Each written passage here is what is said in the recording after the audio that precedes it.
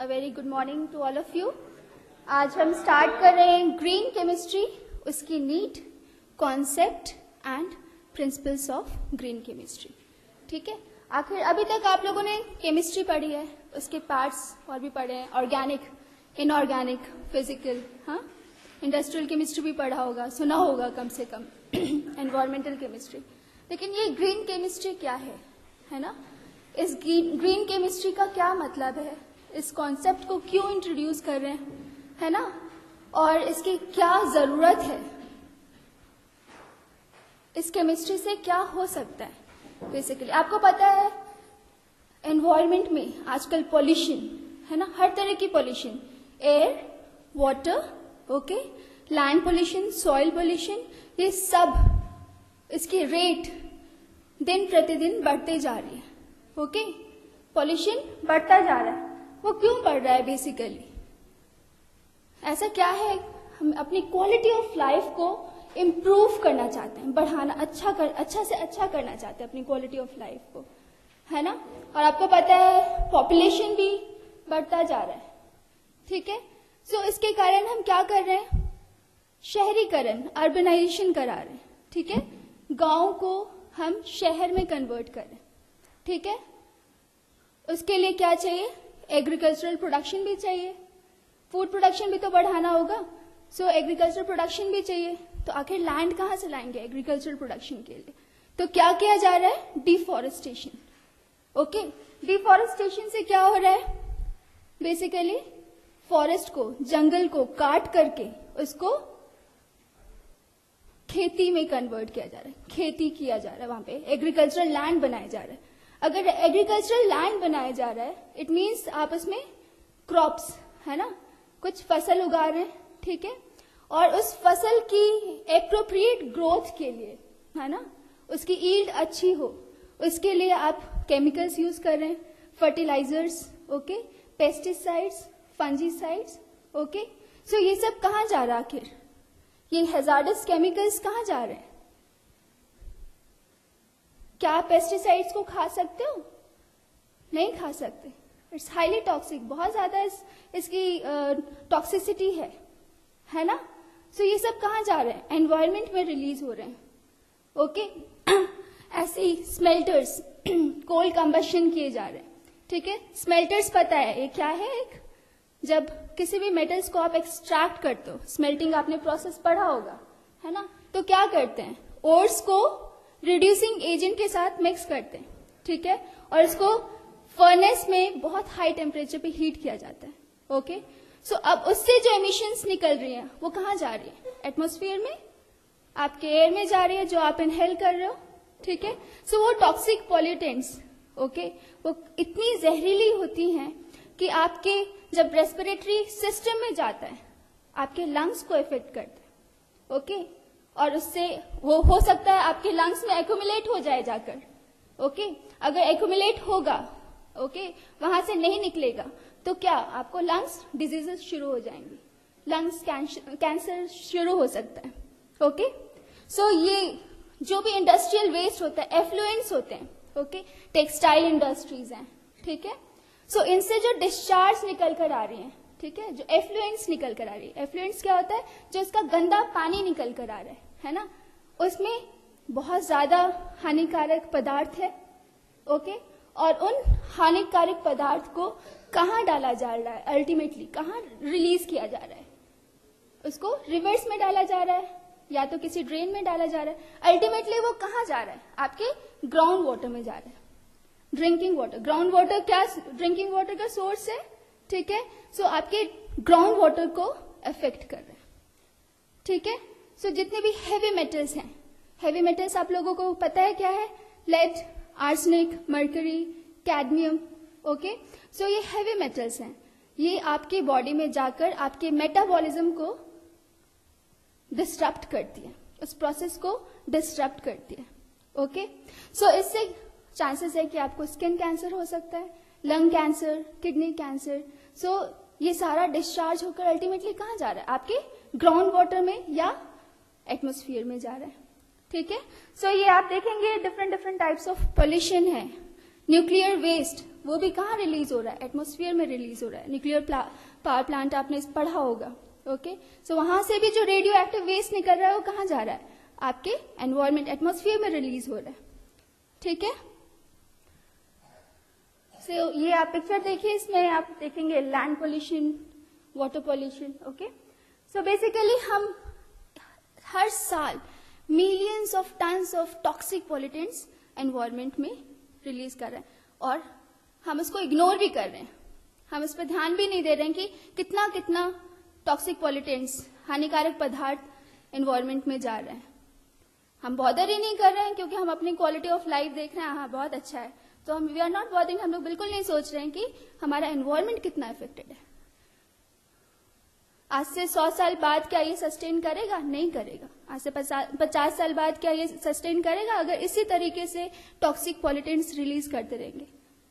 हो सकता है? नहीं हो सकता, है ना। जब पॉल्यूशन इतना बढ़ जाएगा तो आपको पानी पीने के लिए, इनफैक्ट 1 ml पानी के लिए भी आप तरसेंगे कि प्योर वाटर मिले, आपको शुद्ध हवा मिले, ठीक है। तो इसके लिए आपको अभी से चाहिए कि आप ऐसे सस्टेनेबल फ्यूचर के बारे में सोचें, है ना, और ऐसा फ्यूचर हो जिसमें हम इस टॉक्सिसिटी, इस पॉल्यूशन को कम कर सके। अभी से ये कंट्रोल अपनाएं, पॉल्यूशन कंट्रोल करें, है ना। सो ये पिक्चर है वेस्ट बंगाल का। वहाँ कुछ डिस्ट्रिक्ट्स हैं, वहाँ पे हावड़ा, हुगली, नादिया, मुर्शिदाबाद, वहाँ के underground water and drinking water में आर्सेनिक की कॉन्सेंट्रेशन इतना ज्यादा है, परमिसिबल लिमिट से ज्यादा है। परमिसिबल लिमिट क्या होता है? वो लिमिट जो आपकी बॉडी उसको झेल सकती है, उससे कोई आपकी बॉडी में टॉक्सिसिटी नहीं क्रिएट करेगा उस लेवल तक, ओके। से अगर कोई टॉक्सिक मेटल है कैडमियम, ओके, सो अगर इसकी परमिसिबल लिमिट 0.02 मिलीग्राम पर लीटर है, इट मीन्स अगर आप इतना आप ले रहे हो कैडमियम, तो इससे आपके हेल्थ पे कोई बुरा असर नहीं पड़ेगा। लेकिन इसकी कॉन्सेंट्रेशन से 1 मिलीग्राम पर लीटर आप लंबे समय से लेते जा रहे हो, ठीक है। सो इसका बहुत बुरा असर आपके हेल्थ पे पड़ेगा, ओके। बहुत सारी डिजीजेस ऐसी होंगी जो क्योर नहीं की जा सकती, ठीक नहीं की जा सकती, ओके। सो ये यहाँ पे आर्सेनिक कॉन्सेंट्रेशन 0.05 मिलीग्राम पर लीटर से भी बहुत ज्यादा है, ओके। और इसके कारण स्किन कैंसर, डर्मेटोलॉजिकल डिसऑर्डर्स, ठीक है, और किडनी कैंसर, लंग कैंसर, ये सब घातक बीमारियां हो जाती हैं, ओके। सो बेसिकली अपने स्टैंडर्ड ऑफ लिविंग को बढ़ाने के साथ साथ क्या होता है, बेसिकली अपने स्टैंडर्ड ऑफ लिविंग आप बढ़ा रहे हो, उससे क्या होता है? आप अपने नीड को बढ़ा रहे हो बेसिकली। लेकिन अपनी नीड और जो भी आप टेक्नोलॉजिकल प्रोग्रेस हो रही है उसमें और एनवायरमेंटल सेफ्टी में एक हार्मोनी होनी चाहिए।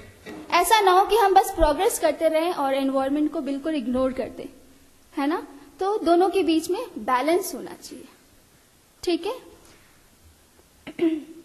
तो अपने लाइफ को बचाने के लिए बेटर है आप अभी से अपने एनवायरमेंट को, एटमॉस्फेयर को, अपने अर्थ को, जहां पे आप रह रहे हो उसको बचाइए, है ना। सो इसके लिए क्या हम अर्बनाइजेशन रोक दें? नहीं कर रहे अर्बनाइजेशन, हो सकता है? नहीं हो सकता, नहीं रोक सकते, इसके बिना भी नहीं आप रह सकते, है ना। या रेट ऑफ एग्रीकल्चरल प्रोडक्शन को कम कर दे। आपको तो फूड चाहिए, खाना चाहिए, कैसे आप कम कर सकते हो, है ना। और अर्बनाइजेशन और इंडस्ट्रियलाइजेशन, उसको भी आप कम नहीं कर सकते हो।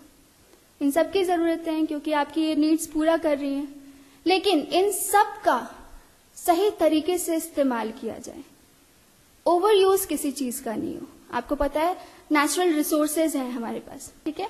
सो नेचुरल रिसोर्सेज अगर हमारे जैसे फॉसिल फ्यूल्स ही है ना।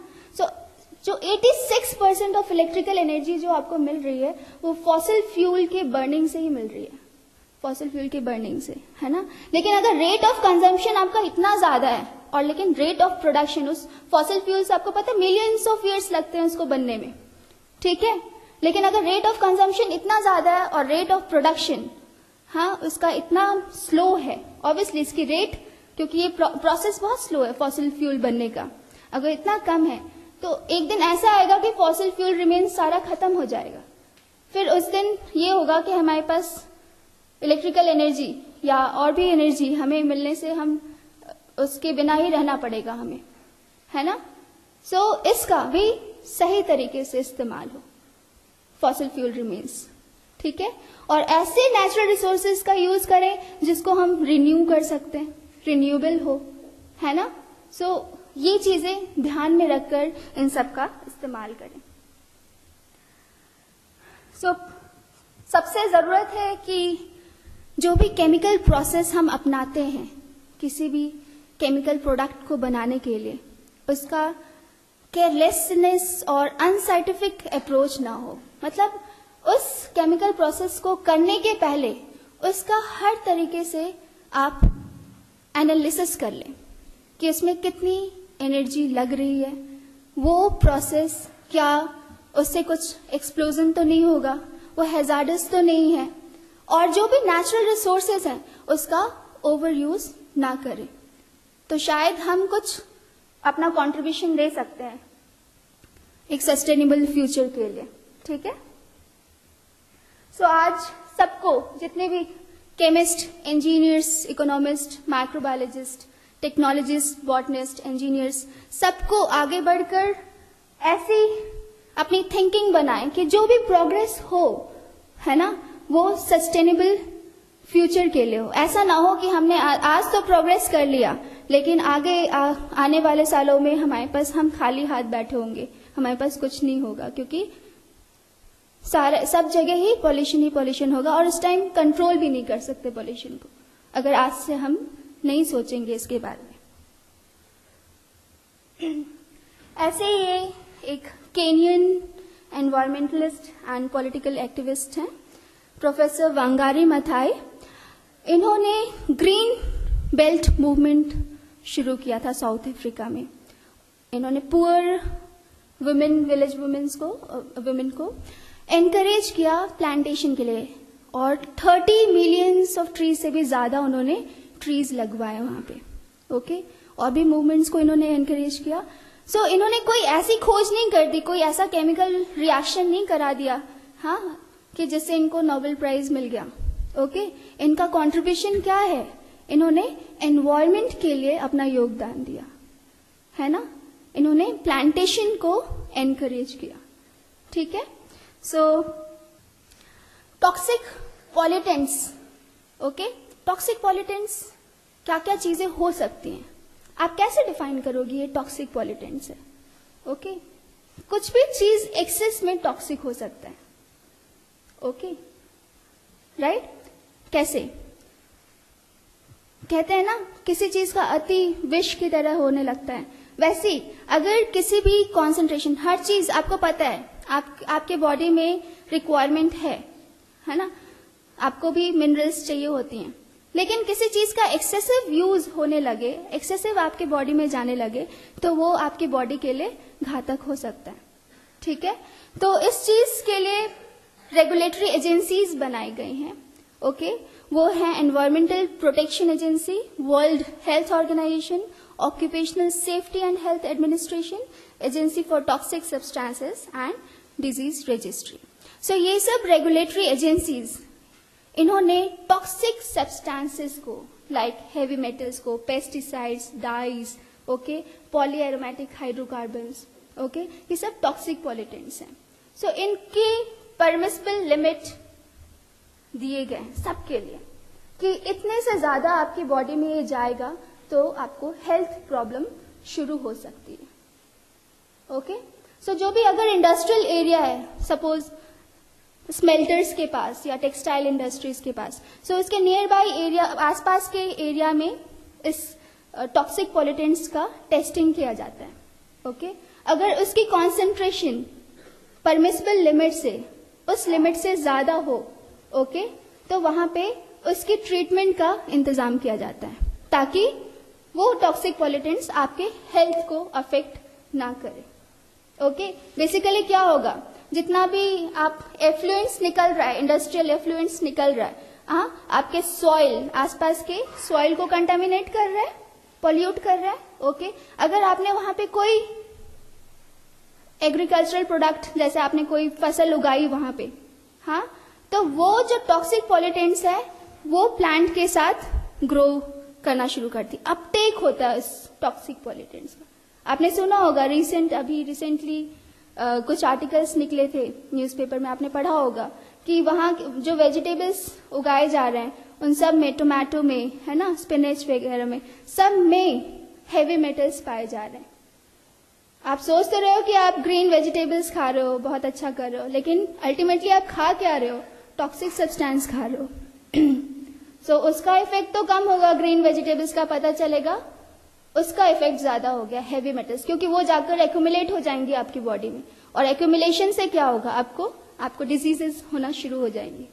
ओके, सो उस एरिया को, इंडस्ट्रियल एरिया का एक चेक होता है ना, ये एजेंसीज वहां पे डिफाइन करती हैं कि ये लिमिट्स यहाँ से अगर इंक्रीज करती है तो वहां पे पूरी ट्रीटमेंट की कोशिश की जाती है कि इस लेवल से ज्यादा डिस्चार्ज ना हो वो केमिकल्स, हैजार्डस केमिकल्स। ठीक है, सो केमिस्ट्री, ग्रीन केमिस्ट्री किसी केमिस्ट्री का निर्णायक ढंग से इस्तेमाल किया जाए तो उसको ग्रीन केमिस्ट्री कहते हैं, जुडिशियस यूज ऑफ केमिस्ट्री, है ना।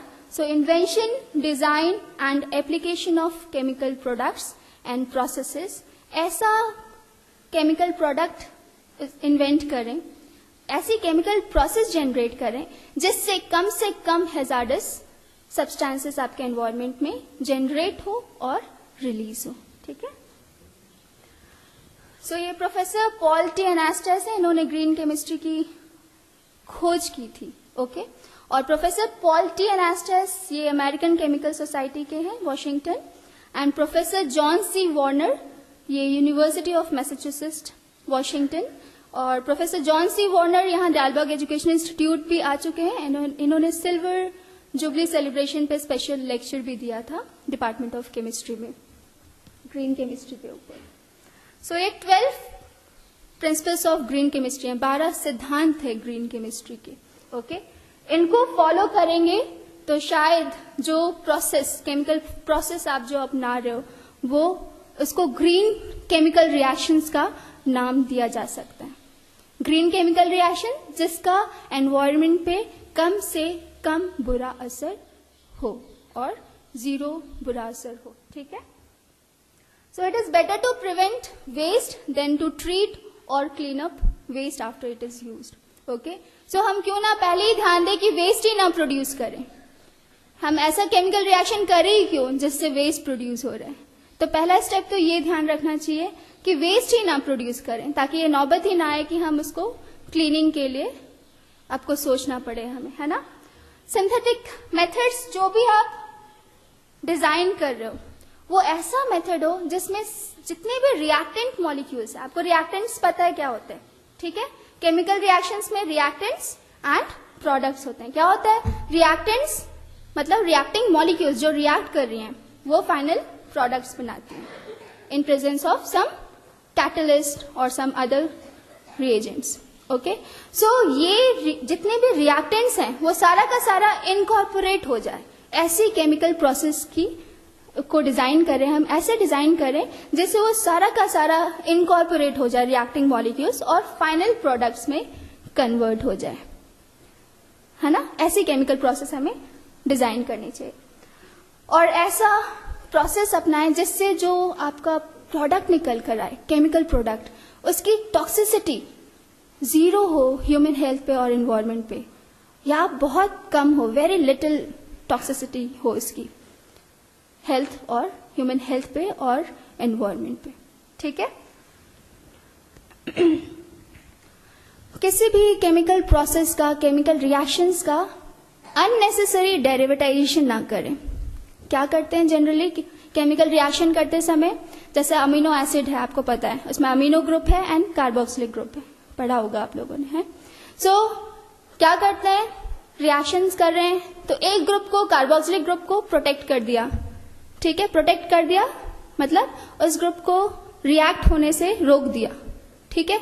और दूसरे ग्रुप को रिएक्ट करा रहे हैं। फिर इस ग्रुप को प्रोटेक्ट कर दिया, अमीनो ग्रुप को, एंड इसको डीप्रोटेक्ट कर दिया। सो अननेसेसरली ये काम ना करें अगर ये जरूरत नहीं है इसकी। समटाइम्स ये सेपरेशन में जीसी एनालिसिस वगैरह में डेरिवेटाइजेशन करते हैं, लेकिन इस चीज को अवॉइड करें तो हम कम से कम रिएजेंट्स को एनवायरनमेंट में जाने से, मतलब ज्यादा से ज्यादा रिएजेंट्स को एनवायरनमेंट में जाने से रोक सकते हैं। अननेसेसरली ये ना काम करें, डेरिवेटाइजेशन ना करें, ठीक है। एंड ऑक्सिलरी सब्सटेंसेस वो सब्सटेंसेस हैं जो आपके केमिकल प्रोसेस को असिस्ट करती हैं बेसिकली, है ना।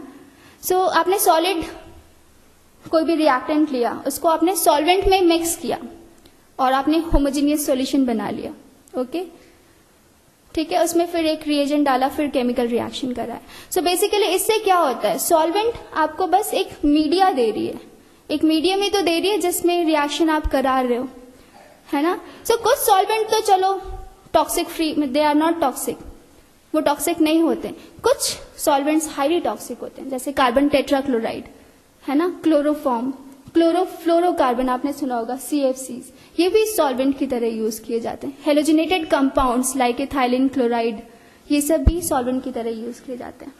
सो क्लोरोफ्लोरोकार्बन आपको पता है, इसका बहुत वाइड एप्लीकेशन है, रेफ्रिजरेशन में भी यूज होता है, ब्लोइंग एजेंट्स की तरह भी यूज होता है, फोम्स बनाने में भी ये यूज करते हैं।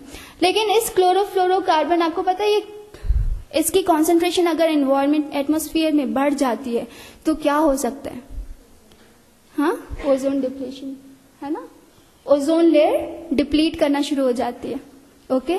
सो इस सॉल्वेंट का हम इस्तेमाल ही ना करें, कुछ ऐसा ऑल्टरनेटिव सोचें कि CFC के जगह कुछ हम और सॉल्वेंट यूज करें, या हम रिएक्शन सॉल्वेंट फ्री मीडिया में कराएं, बिना सॉल्वेंट के रिएक्शन कराएं, है ना। सो ऐसे रिएक्शन केमिकल प्रोसेस डिजाइन करें जिसमें ये सॉल्वेंट्स, जो टॉक्सिक सॉल्वेंट्स हैं, वो एनवायरनमेंट में ना जाएं, जिसका हमें पता है कि भाई इससे तो नुकसान होना ही होना है, तो इस चीज को तो हम रोक सकते हैं, ठीक है। सो इसके लिए सॉल्वेंट फ्री मीडिया सिंथेसिस आगे आपको बताएंगे, माइक्रोवेव सिंथेसिस कराते हैं।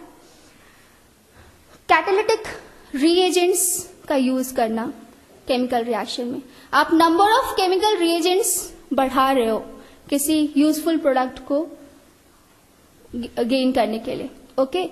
लेकिन अगर वो केमिकल प्रोसेस किसी भी कैटलिस्ट के प्रेजेंस में, या कोई पर्टिकुलर कैटलिस्ट के प्रेजेंस में वो रिएक्शन हो सकती है, तो क्यों ना हम chemical reagents, number of chemical reagents को कम कर दें और उस कैटलिस्ट के प्रेजेंस में उस रिएक्शन को कराएं, ओके। सो ये चीजें ध्यान देने की है। और वो कैटलिस्ट आपको पता है ये रिकवर हो जाती हैं, है ना, और उसको आप रीयूज भी कर सकते हो। सो बेटर है उस केमिकल प्रोसेस को मॉडिफाई करें, है ना, और उसमें कैटलिस्ट का यूज करें, कि इसके जगह कि आप नंबर ऑफ रिएजेंट्स बढ़ा रहे हो, इसके जगह आप एक कैटलिस्ट से उस रिएक्शन को कराएं, ठीक है। जो भी केमिकल प्रोडक्ट्स आपका केमिकल प्रोसेस के बाद निकल कर आ रहा है वो बायोडिग्रेडेबल होना चाहिए, ये पहले ही ध्यान में रखें। और बायोडिग्रेडेबल आपको पता है, कॉम्प्लेक्स सब्सटेंस को वो सिंपलर सब्सटेंसेस में कन्वर्ट हो जाना, ठीक है। सो ऐसा केमिकल प्रोडक्ट बने जो एनवायरमेंट में एक्यूमुलेशन, बायो एक्यूमुलेशन उसका शुरू ना हो, ऐसा ना हो जाकर एज इट इज आपने बना लिया। जैसे पॉलीथीन, पॉलीथीन क्या है, बेसिकली नॉन बायोडिग्रेडेबल प्रोडक्ट है। जब इसको बनाया तो ये नहीं सोचा कि आखिर इससे कितना पॉल्यूशन क्रिएट हो सकता है ना। आज जगह जगह आप देखोगे पॉल्यूशन पॉलीथीन का कितना ज्यादा है, अभी भी कोई इसके लिए स्टेप्स नहीं लिए जा रहे, ठीक है। सो ये पॉलीथीन को क्यों ना हम बैन करें, इसका इस्तेमाल ही ना करें, है ना। ये नॉन बायोडिग्रेडेबल प्रोडक्ट है, बच्चा इसके बारे में जानता है ना। सो इस प्रोडक्ट का हम इस्तेमाल ही ना करें और ना इसकी सिंथेसिस को रोके, इसके जगह हम वैसा प्रोडक्ट बनाएं जो बायोडिग्रेडेबल हो। आजकल जो बायो बैग्स मिल रहे हैं, ठीक है, पॉलीस्टाइरीन बैग्स मिल रहे हैं, वो इस्तेमाल करें उसके जगह पे, ठीक है।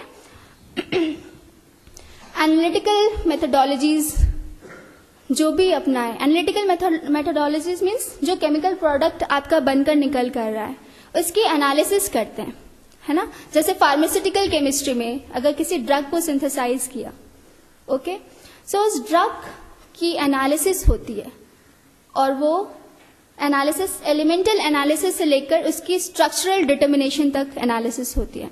सो वो स्टेप्स जो हैं वो मोर देन 50 स्टेप्स हैं, ठीक है। उसकी एलिमेंटल कॉम्पोजिशन, उसका फंक्शनल ग्रुप डिटर्मिनेशन, स्पेक्ट्रोस्कोपी की जाती है, आईआर स्पेक्ट्रोस्कोपी, ठीक है। सो ये सब जो स्टेप्स हैं वो टाइम टेकिंग है, एनर्जी कंज्यूमिंग है और मनी भी इसमें बहुत ज़्यादा लगता है। सो इस एनालिटिकल मेथड को थोड़ा सा सिंप्लीफाई करें, ओके। और जो भी रिएजेंट्स यूज करें वो ऐसा यूज करें, हम पहले ही से ध्यान रखें कि उससे कम एक्सप्लोजन्स के चांसेस कम हो उस रिएजेंट्स की, है ना, उससे फायर लगने की चांसेस ना हो, ओके। जैसे आपने एस्पिरिन जनरली बीएससी लेवल पे सिंथेसाइज किया जाता है, एसिटाइल सैलिसिलिक एसिड होता है ये एस्पिरिन, आपने सुना होगा, ये ड्रग है, ठीक है, एंटीपायरेटिक। सो इस ड्रग की सिंथेसिस के लिए सैलिसिलिक एसिड का एसिटाइलेशन किया जाता है। सो एसिटाइलेटिंग एजेंट जो होते हैं, या तो आप एसिटिक एनहाइड्राइड यूज कर सकते हो या acetyl chloride and pyridine use कर सकते हो। सो एसिटिक एनहाइड्राइड के यूज पे बैन है क्योंकि ये हाईली टॉक्सिक है, ओके। सो इस पे बैन है ना, तो इसके जगह पे हम लोग acetyl chloride and pyridine use करते हैं। तो ऐसी हमें हैजार्डस सब्सटेंसेस और ऐसे केमिकल रिएजेंट्स जो टॉक्सिक हैं, हैजार्डस हैं, उस पे रोक लगा देनी चाहिए उसकी यूज पे। पहले से इसको बैन कर दें, इसकी ऑल्टरनेटिव मेथड ढूंढें और उस मेथड को आप अप्लाई करें सिंथेसिस के लिए, ठीक है। सो ये प्रिंसिपल्स ऑफ ग्रेन केमिस्ट्री हैं basically sustainable development, atom economy, minimization of auxiliary substances, conservation of energy and natural resources, prevention is better than cure. Now evaluation of greenness, मतलब कि आप केमिकल प्रोसेस की greenness को कैसे evaluate करेंगे। Greenness means ये नहीं कि वो हरा दिखेगा, ग्रीननेस मीन्स कि इसका इम्पैक्ट क्या है एनवायरनमेंट पे, उसकी हैजार्डस रिस्क क्या है एनवायरनमेंट पे, हेल्थ पे, ओके। सो वो ग्रीननेस को बताती है। केमिकल प्रोसेस, जब भी आप कोई केमिकल प्रोसेस कुछ भी एक्टिविटी कर रहे हो, वो रिस्क, उसके साथ रिस्क फैक्टर जरूर होता है, ओके। सो अगर हम उस हैजार्ड और एक्सपोजर को हम लिमिट एक फिक्स कर दे उसकी वैल्यू, तो हम उस रिस्क फैक्टर को भी रिड्यूस कर सकते हैं, राइट। किसी भी केमिकल प्रोसेस का रिस्क फैक्टर को भी हम पहले से रिड्यूस कर सकते हैं।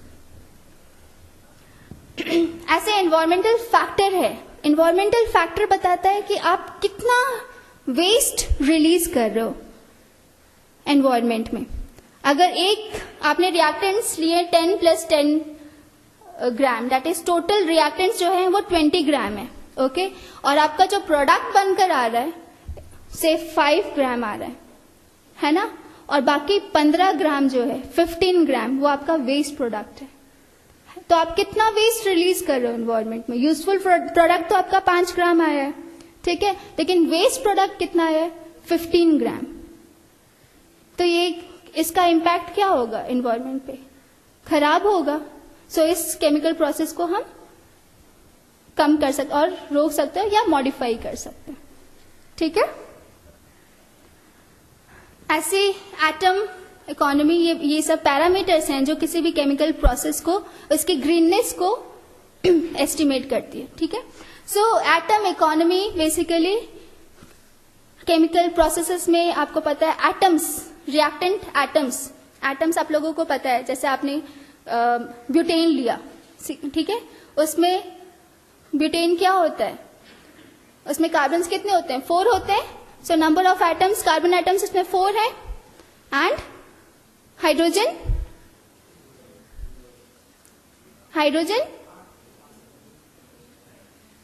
बताइए, ब्यूटेन 10 होते हैं भाई, CnH2n+2, ठीक है ना, एल्केन है ना ब्यूटेन।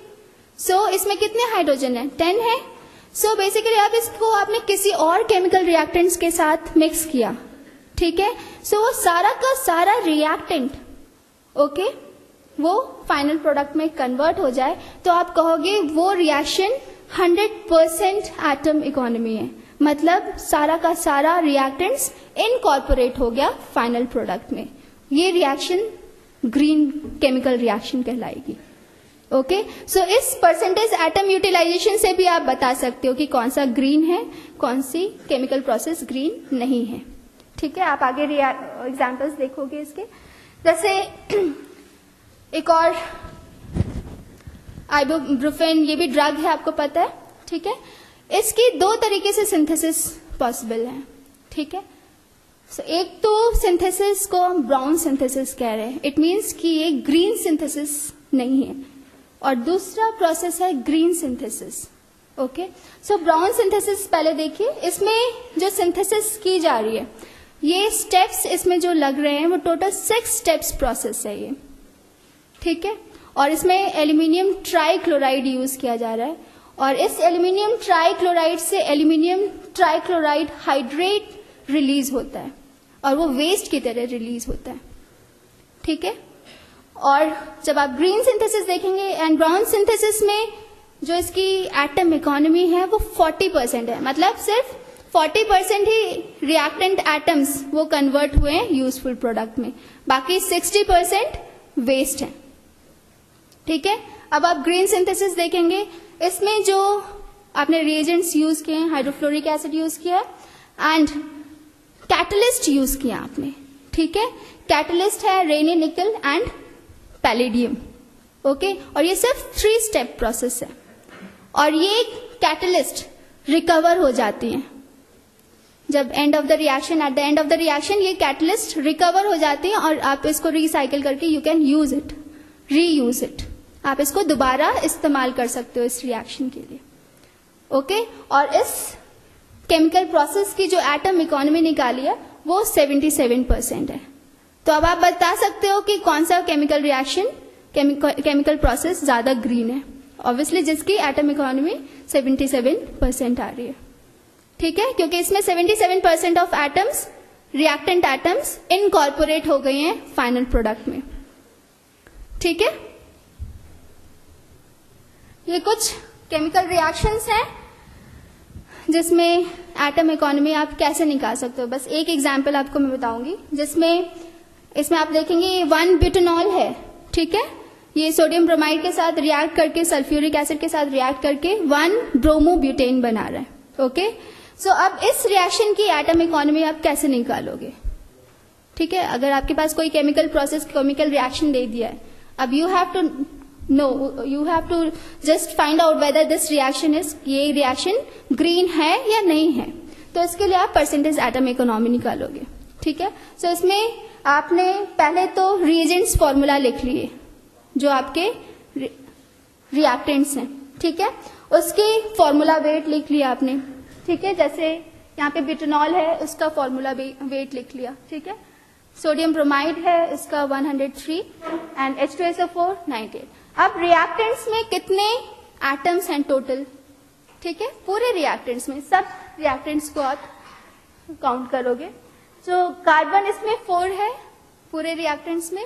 ठीक है, हाइड्रोजन सबको मिलाकर 12 है, ऑक्सीजन 5 है, ब्रोमीन 1 है, सोडियम एंड सल्फर। ओके, सब इन सब का आपने टोटल रिएजेंट फॉर्मूला वेट को आपने टोटल कर लिया। ठीक है, ऐसे यूटिलाइज्ड एटम्स मीन्स जो आपका यूजफुल प्रोडक्ट बना है। ठीक है, उसमें आपका 4 कार्बन है, दैट इज आप 1 ब्रोमोब्यूटेन देख रहे हो, क्योंकि वही आपका यूजफुल प्रोडक्ट है। ठीक है, सो इसमें 4 कार्बन है, 9 हाइड्रोजन, 1 ब्रोमीन, उसके total number of atoms and उसका टोटल वेट निकाल लिया। ठीक है, उधर अनयूटिलाइज्ड एटम्स है, दैट इज वेस्ट, उसका formula. So percentage atom economy निकालने के लिए formula weight of atoms utilized, जो आपके यूटिलाइज्ड हुए मीन्स जो यूजफुल प्रोडक्ट है, वो कितना था, दैट इज 137। ठीक है, नीचे आप देखेंगे टोटल। ठीक है, इसको डिवाइड करेंगे formula weight of all reactants, जो आपके formula weight of all reactants 275 ये रिएक्टेंट्स हैं आपके सारे। ठीक है, ये आपका आ रहा है 275, इसको डिवाइड करके इंटू 100 करेंगे, तो आपकी परसेंटेज एटम इकोनॉमी निकल कर आ जाएगी. इट मीन्स कि इसमें सिर्फ 50% ही एटम्स इनकॉर्पोरेट हुए हैं फाइनल प्रोडक्ट्स में. ठीक है, तो इसकी ग्रीननेस सिर्फ 50% ही आप बता सकते हो. ठीक है, ऐसी एक और केमिकल रिएक्शन है, इसमें भी इसी तरीके से एटम इकोनॉमी निकाली जाती है एंड इसकी भी 50% एटम इकोनॉमी है. ये रिएक्शन है जिसमें जितने भी रिएक्टेंट एटम्स हैं वो सारा का सारा इनकॉर्पोरेट हो गया है फाइनल प्रोडक्ट में और इसकी एटम इकोनॉमी 100% है. सो ये chemical reaction completely green chemical reaction आप कह सकते हो इसको, है ना. एक और ऐसा एग्जाम्पल है. इस केमिकल प्रोसेस में देखेंगे एटम इकोनॉमी सिर्फ 8.18% आ रहा है. सो इस रिएक्शन को ना ही करें तो वो ज्यादा अच्छा रहेगा, क्योंकि इसमें बाकी जो आपके 92% हैं वो वेस्ट है. सो ये तो रिएक्शन कहीं से भी ग्रीन केमिकल प्रोसेस नहीं है. ठीक है. सो ऑक्सिलरी सब्सटेंसेस और ऑक्सिलरी कंपाउंड्स को हम कैसे रिड्यूस कर सकते हैं, इसका मिनिमाइजेशन कैसे कर सकते हैं. ओके, सो कुछ प्रोसेस सिंथेसिस हमें ऐसे करनी चाहिए जिसमें आपको पता है कुछ toxic solvents like HCl, H2SO4, sulphuric acid, ये सब कॉरोसिव होते हैं. ठीक है, अगर इसका इस्तेमाल करोगे तो आप बेसिकली एनवायरनमेंट में क्या रिलीज कर रहे हो, एसिड, है ना. आपने प्यूरिफिकेशन कराया, कोई केमिकल प्रोसेस कराया, है ना. वो कहाँ डिस्चार्ज कर देते हो आप, सीधा ड्रेन में डिस्चार्ज करते हो इसको, तो कहाँ जाएगा, अल्टीमेटली एनवायरनमेंट में जाएगा. तो आप एसिड की कॉन्सेंट्रेशन आप एनवायरनमेंट में बढ़ा रहे हो. ठीक है, सो इस चीज को हम कैसे कम कर सकते हैं, या तो हम ऐसा रिएक्शन केमिकल प्रोसेस बनाएं जो सॉल्वेंट फ्री सिंथेसिस हो. दैट इज हम माइक्रोवेव हीटिंग कर सकते हैं, किसी भी केमिकल प्रोसेस को हम माइक्रोवेव उसका सिंथेसिस करा सकते हैं. ठीक है, इसमें कोई भी सॉल्वेंट की जरूरत नहीं होती है और जो आपका प्रोडक्ट निकल कर आएगा वो 100% सॉल्वेंट फ्री प्रोडक्ट होगा, बिकॉज इसमें आप सॉल्वेंट यूज नहीं कर रहे हो. ठीक है, और वैसे केमिकल प्रोसेस में जिसमें बहुत ज्यादा हाई टेम्परेचर जरूरत होती है उस केमिकल प्रोसेस को कराने के लिए, सो इससे चांसेस हैं कि प्रोडक्ट्स भी डिग्रेड होना शुरू हो जाएं. ओके, सो माइक्रोवेव हीटिंग से एक तो ये इसकी जो एप्लीकेशन है और इसकी ईल्ड जो निकल कर आती है केमिकल प्रोसेस, जो केमिकल प्रोडक्ट्स निकल कर आते हैं वो ज्यादा आती हैं, और इसके साथ इसका जो भी केमिकल प्रोडक्ट्स है वो डिग्रेड नहीं करता. ओके, उसका डिकम्पोजिशन माइनर या मेजर डिकम्पोजिशन नहीं होता. ओके, सो ये कुछ एग्जाम्पल्स हैं माइक्रोवेव सिंथेसिस के. ऐसे आप सुपर क्रिटिकल फ्लूइड्स यूज कर सकते हो. ठीक है, सो सुपर क्रिटिकल फ्लूइड्स एक वैसा आप किसी भी गैस को, है ना, अगर इसको क्रिटिकल टेम्परेचर के अबव उसको हीट करते हैं, है ना, और if it is heated above critical temperature और उस पर कितना भी प्रेशर लगाएंगे, है ना, तो वो लिक्विड में कन्वर्ट नहीं होगा. ठीक है, ऐसी अगर किसी लिक्विड को आप एक फिक्स्ड क्रिटिकल टेम्परेचर पे और उसको इतनी मिनिमम प्रेशर चाहिए जिससे वो लिक्विफाई हो सके, सो वो कंडीशन मेंटेन करते हुए सुपर क्रिटिकल फ्लूइड्स बनाए जाते हैं. ठीक है, और वो सुपर क्रिटिकल फ्लूइड्स एक्सट्रैक्शन में काम आते हैं. एक्सट्रैक्शन, जब नेचुरल प्रोडक्ट का एक्सट्रैक्शन करते हैं, ओके, तो ये सुपर क्रिटिकल फ्लूइड्स यूज किए जाते हैं और ये बहुत ही लेस एक्सपेंसिव है, यू कैन से. और इसके साथ कोई भी टॉक्सिक और सॉल्वेंट आपके नेचुरल प्रोडक्ट के साथ नहीं आएगा जब आप एक्सट्रैक्शन करोगे. ठीक है, सो ये कुछ एग्जाम्पल्स हैं सुपर क्रिटिकल फ्लूइड्स के जो यूज किए जाते हैं सॉल्वेंट की तरह. ये कुछ एग्जाम्पल्स हैं ग्रीन केमिकल प्रोसेस. आपने देखा होगा पॉलीस्टाइरीन फोम, ये बेसिकली स्टाइरीन मॉलिक्यूल्स मोनोमर्स होते हैं, इसको पॉलीमराइज करते हैं तो ये पॉलीस्टाइरीन बना लेते हैं. ओके, अब जब इस पॉलीस्टाइरीन को इसका सुपर क्रिटिकल फ्लूइड के साथ इसको ट्रीट करते हैं, ठीक है, तो ये इस तरह के फोम प्रोडक्ट्स देते हैं। ओके, सो ये आप देखते होगे जो आप यूज करते हो, ग्लास वगैरह यूज करते हो, है ना, वो बेसिकली ये सब पॉलीस्टाइरिन प्रोडक्ट्स हैं और इसका लेस हैजार्डस इफेक्ट है, आप कह सकते हो, एनवायरनमेंट पे। ठीक है, सो अभी तक तो आपने green chemical processes and chemical reactions, उसकी ग्रीननेस के बारे में सुना। सो अब आप जब भी कोई इम्प्योर वाटर है आपके पास, कंटामिनेटेड वाटर, इसको प्योर करना चाहते हो, है ना, सो जो टेक्नोलॉजीज हैं, है ना, जो आपके पास आरओ सिस्टम है, रिवर्स ऑस्मोसिस सिस्टम, ओके, और भी प्यूरिफिकेशन सिस्टम है, वो सब हर कोई अफोर्ड नहीं कर सकता, है ना। सो ऐसा टेक्निक हो जो हाउस होल्ड टेक्निक हो, है ना, रिमोट एरियाज में जो पुअर विलेज पीपल हैं वो लोग भी यूज कर सकें इसको। सो इस टेक्नोलॉजी को बेसिकली जो भी आप प्रोसेस डिजाइन करो वो ऐसा हो कि सब लोग उसको यूज कर सके, क्योंकि अफेक्टेड तो सब लोग हैं, ऐसा नहीं है कि सिर्फ कुछ ही लोग अफेक्टेड हैं, ठीक है, पोल्यूशन से। सो बेसिकली ये एक प्रोसेस है जिसमें इम्प्योर वाटर में कुछ केमिकल्स लाइक एलम आपने सुना होगा, फिटकरी बोलते हैं, ठीक है, फेरिक ऑक्साइड, ठीक है, और फेरिक क्लोराइड, फेरिक सल्फेट, ये मिक्स करके इसका जितने भी आपको क्या इसमें वाटर में क्या क्या टॉक्सिसिटी होती है, क्या एल्कलिनिटी होती है, हार्डनेस होती है, फ्लोराइड कॉन्सेंट्रेशन ज्यादा होता है, ठीक है, तो टोटल डिजॉल्व सॉलिड्स होती हैं उसमें। ओके, सो इन सबको कम करने के लिए केमिकल प्रेसिपिटेशन के लिए केमिकल रिएजेंट्स डाले जाते हैं वाटर में। नॉर्मली जो पहले यूज किया जाता था एलम यूज किया जाता था, ठीक है, फिटकरी डालकर छोड़ दिया ताकि जितने भी उसमें टोटल डिजॉल्व सॉलिड्स, एल्कलिनिटी, ये सब सेटल डाउन हो जाए, है ना, प्रेसिपिटेट कर जाए, बाकी डिकैंट करके इसको इस्तेमाल करें ड्रिंकिंग वाटर की तरह। सो लेकिन क्या ये 100% ग्रीन केमिकल प्रोसेस है? नहीं है, क्योंकि इससे एल्यूमिनियम आपके बॉडी में, हेल्थ में, बॉडी में आपके जा रहा है। अगर एक लेवल से ज्यादा एल्यूमिनियम की कॉन्सेंट्रेशन हो जाए तो आपको एल्जीमर्स डिजीज हो सकती है, इसको मेमोरी लॉस डिजीज भी कहते हैं।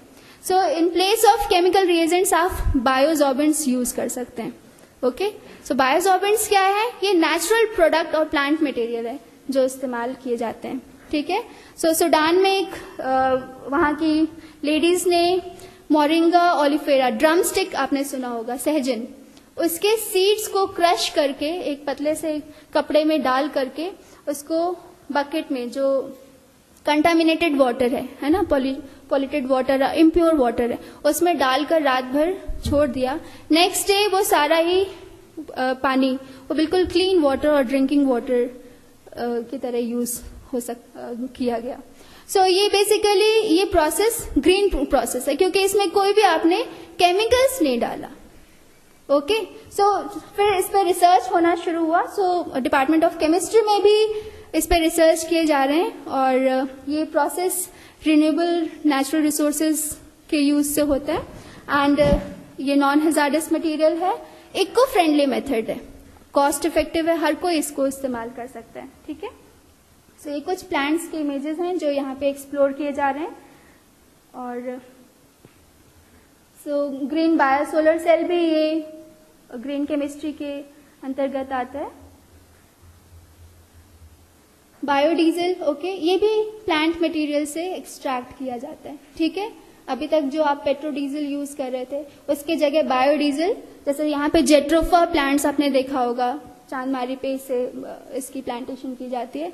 सो बायोडीजल प्लांट्स से आप बायोडीजल निकाल सकते हो। बेसिकली उसके सीड्स को क्रश करके एक्सपेलर में डाल करके उससे जो ऑयल निकल रहा है उसको बायोडीजल की तरह यूज कर सकते हैं, लेकिन इसका प्रोडक्शन अभी इतना ज्यादा नहीं है, तो इसको ब्लेंड करके यूज किया जाता है।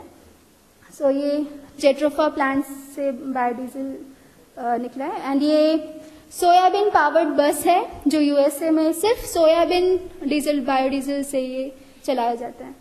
सो ये जेट्रोफा ऑयल एक्सट्रैक्शन कैसे करते हैं, ये प्रोसेस है। ये डिपार्टमेंट ऑफ केमिस्ट्री में जो रिसर्च हो रही है वो nano materials for PC generation of hydrogen, also bio hydrogen production, chemistry of phytopotentials, atmospheric chemistry and sono chemistry पे हो रही है। और यहाँ जो इंस्ट्रूमेंट्स आपने ओपन डे पे पहले भी देखा होगा कि जो यहाँ पे FTIR, infrared spectroscopy, UV visual potentiostat, water purification system, XRD हैं, ये क्रिस्टल स्ट्रक्चर को पता करने के लिए ये टेक्निक यूज की जाती है। AS, atomic absorption spectrophotometer, metal determination के लिए, जैसे हेवी मेटल की एस्टिमेशन के लिए यूज की जाते हैं। HPTAC वगैरह सेपरेशन के लिए यूज की जाती है ऑर्गेनिक कंपाउंड्स के। Ion chromatograph, gas chromatograph, ultrasonic bath, carbon analyser, online ozone and NOx analysers, ये एयर पॉल्यूटेंट्स के डिटर्मिनेशन के लिए एस्टिमेशन के लिए यूज की जाती हैं। Atomic force microscope. And recently department of chemistry में ये इंटरनेशनल कॉन्फ्रेंस ऑर्गेनाइज हुई थी 2010 में, नाची nano science and technology, chemistry, health, environment and energy, and International Conference on Chemistry of Phytopotentials, Health, Energy and Environment Perspectives. Thank you.